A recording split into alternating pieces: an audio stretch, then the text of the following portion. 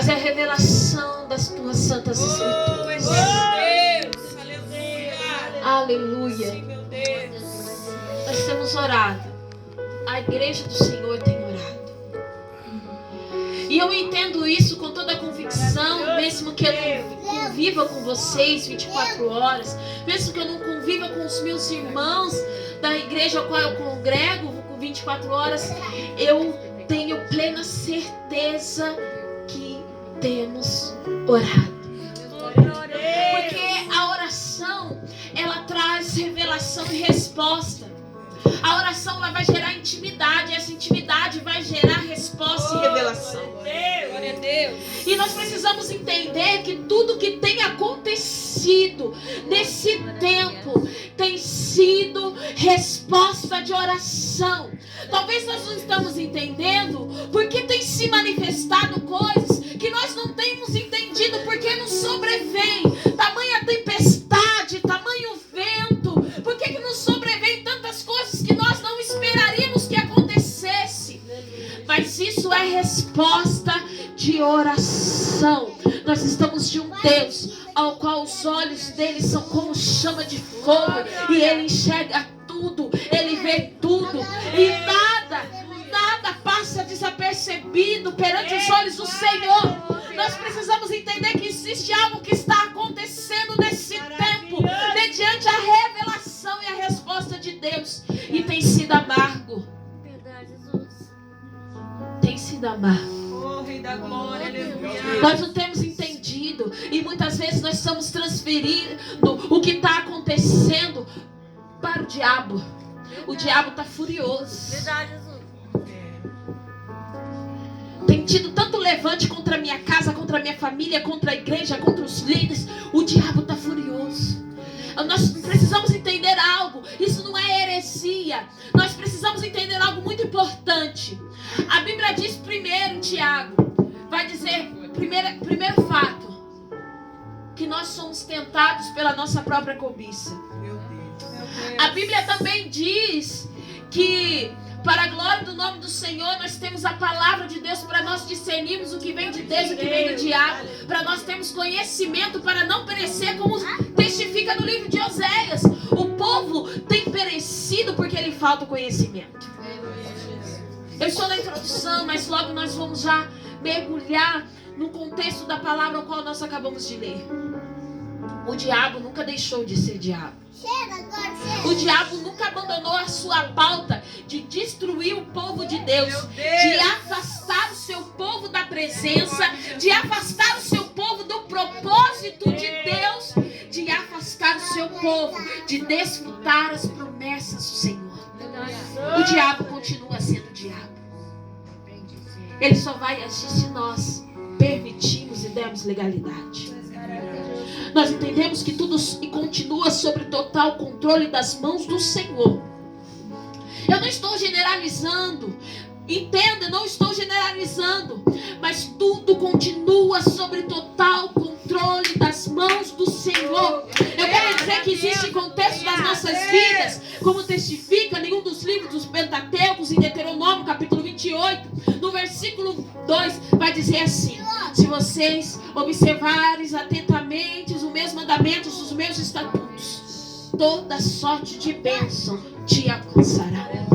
Mas porém, no versículo 15, a palavra do Senhor vai dizer: se vocês não derem os ouvidos a vosso Senhor teu Deus, não observares as suas escrituras, toda essa maldição te alcançará. Oh, glória. A palavra do Senhor vai dizer em Jeremias capítulo 1, versículo 12, vai dizer assim: eu, Senhor, velo pela minha palavra para cumprir.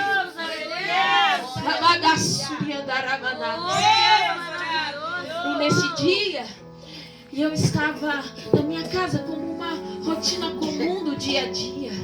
Eu estava lavando a louça, o Senhor me mostra aves de rapina. Meu Deus. Oh, Deus. Eu falei: Senhor, me deu a palavra, porque eu não sei como que o Espírito de Deus se revela aos irmãos, mas comigo, através da ministração da palavra, é assim que Ele ministra. Aleluia, Deus. E o Senhor assim, quando eu tive essa visão, o Senhor já testificou no meu coração: Senhor está falando de Oh, Isca. glória, aleluia. E eu precisava entender, Senhor, o que isso é? Deus. Senhor, o Senhor me colocou no estreito. É uma palavra que para os grandes teólogos a gente consegue explanar, mas eu entendo que quando eu falo assim, o Senhor me colocou no estreito, que sempre tem uma profundidade, um propósito ao qual nós conhecemos, que vai além da letra, que só o Espírito de Deus pode Meu proporcionar. Deus. Entende? E eu comecei a entrar num pleito com o Senhor e perguntar a Deus, Senhor, qual é a revelação? No começo eu estava tendo dificuldade de entender, Senhor, o que o Senhor quer com esta palavra.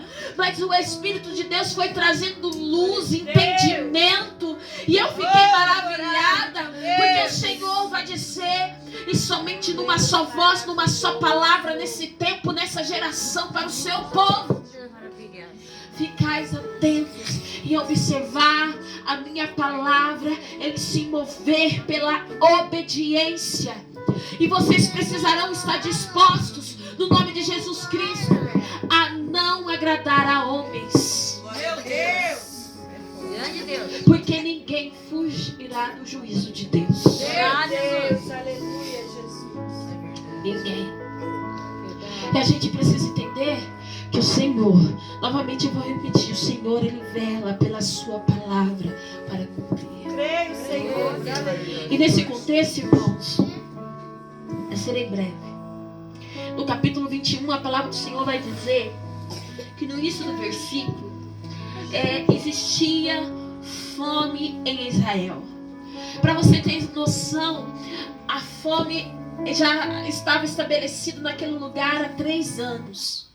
Há 3 anos, o povo com fome. E a gente entende que a fome, quando se caracterizava no contexto de Israel, era porque também havia escassez de chuva. Mas qual é o principal contexto disso? Porque existia fome, quando toda vez que existia fome no contexto de Israel, era por causa do declínio espiritual e da moralidade. Meu Deus. Deus mandava fome, como mandou no contexto de Ruth. Vocês lembram que tinha fome em Belém, na terra do pão? Meu Deus. Era por causa do pecado. Meu Deus. Era por causa da imoralidade, do declínio espiritual. As pessoas tinham se afastado de Deus. Mas ainda assim nós entendemos que mesmo quando nos sobrevém o juízo de Deus, os remanescentes precisam permanecer no centro da vontade de Deus. Precisam estar sensíveis ao Espírito Santo, se movendo pela palavra que deve ser o seu manual de vida. E a palavra do Senhor vai dizer no contexto do capítulo 21, que naquele contexto o rei Davi, ele vai consultar a Deus e pedir, Senhor, por que essa fome? Qual é o motivo dessa fome? O que está acontecendo? Porque Davi, certamente, por conhecer as Escrituras, ele sabia: se tem fome neste lugar, alguma coisa está de errado, alguma coisa não está dentro do prumo de Deus. E eu preciso perguntar para o Senhor o que está acontecendo, porque o conserto precisa ser estabelecido.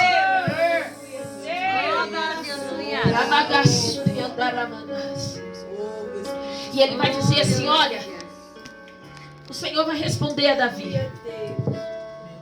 Meu Deus. Ó, essa fome está acontecendo por causa de Saul e da sua família sanguinária. Oh Deus, maravilha, Senhor. Meu Jesus, aleluia. Davi consultou o Senhor. É por causa de Saul e das suas mãos sanguinárias. O Senhor vai dar essa resposta. Eu creio, Senhor. Porque Saul tinha matado os Gebionitas. E a gente vai entender porque mais na guerra os israelitas matou tantas pessoas. Por que o motivo da fome sobrevive sobre Israel por causa dos Gebionitas foi diferente? Tantos inimigos foram derrotados por Israel, tantos homens de tantas nações foram derrotados e mortos. Por que quando Saul matou os Gebionitas, aconteceu algo que desagradou o Senhor e fez com que ele viesse manifestar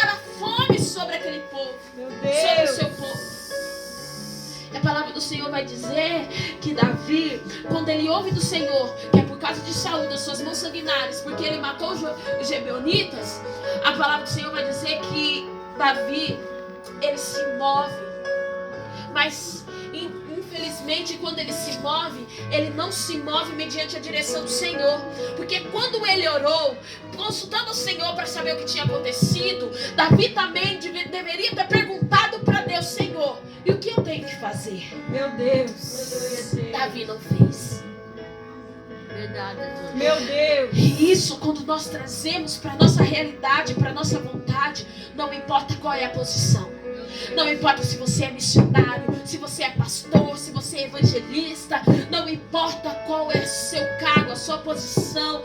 Não importa se você é cheia do Espírito Santo e você sempre é reconhecido pela espiritualidade que as pessoas enxergam em você.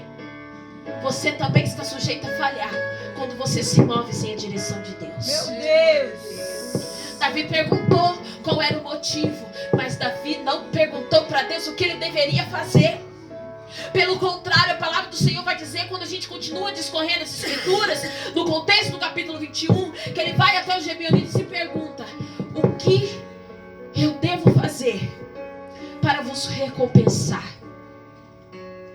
O que eu trarei de resgate para abençoares a herança do Senhor sobre nós, para que a bênção venha sobre nós e essa maldição acabe? Estou conjecturando. Meu Deus. Davi vai até os Gibeonitas e pergunta: o que eu devo fazer para que eu venha me retratar com vocês pelo que aconteceu? E os Gibeonitas vão dizer assim: olha, nós não queremos prata, nós não queremos ouro, nós não queremos matar ninguém de Israel, mas nós queremos que seja pago pelo mesmo motivo, que o Senhor nos entregue 7 homens da casa de Saul, para que nós os enforquemos. Meu Deus. Mas para vocês entenderem por que veio a fome sobre Israel, por que Deus se revoltou por Saul ter matado os Gibeonitas, ter feito um genocídio sobre eles, é porque existia um voto com o Senhor entre Israel e Gibeonitas no contexto de Josué. Em Josué capítulo 9, versículo 15, a palavra do Senhor vai dizer assim, ó: Josué concedeu-lhes paz e fez com ele alianças, e de lhes conservar a vida, e os príncipes da congregação fizeram juramento que não acabariam com sua vida e que lhe preservariam a vida. Os Gibeonitas eram um povo que sempre usava de engano. Se vocês forem ler no contexto do capítulo 9, dentro do contexto do capítulo 9, a palavra do Senhor vai dizer que quando Josué ele está avançando para derrotar os inimigos e tomar posse da terra prometida, quando os Gibeonitas ouvem que Josué está se aproximando, eles vão dizer: olha, vamos nos vestir de saco, vamos pegar pão bolorento e vamos dizer que nós estamos vindo de terras distantes, para que eles não nos matem e que nós façamos com que eles façam aliança conosco. E a palavra do Senhor vai dizer que assim aconteceu. E o próprio texto do contexto do livro de Josué vai dizer que eles não consultaram ao Senhor antes de fazer aliança com esse povo, e eles foram enganados, e mediante a promessa que eles tinham feito de preservar a vida dos Gibeonitas, eles não puderam voltar atrás. Por mais que Josué tivesse dito: vocês vão nos servir, vocês vão carregar a lenha e vão nos servir, ainda assim eles não poderiam voltar atrás, porque voto com o Senhor é válido. Se alguém faz a promessa, se alguém faz um voto, tem que cumprir, porque a palavra do Senhor diz assim: é melhor do que você não votes, de que votes e não cumpras. Então o Senhor não gostava que se desprezasse o voto que fazia com ele. Existia um voto, existia uma promessa de preservar a vida. Mas Saul, distante da presença de Deus, ele matou os Gibeonitas sem discernimento, sem visão. Com contrariou a vontade do Senhor.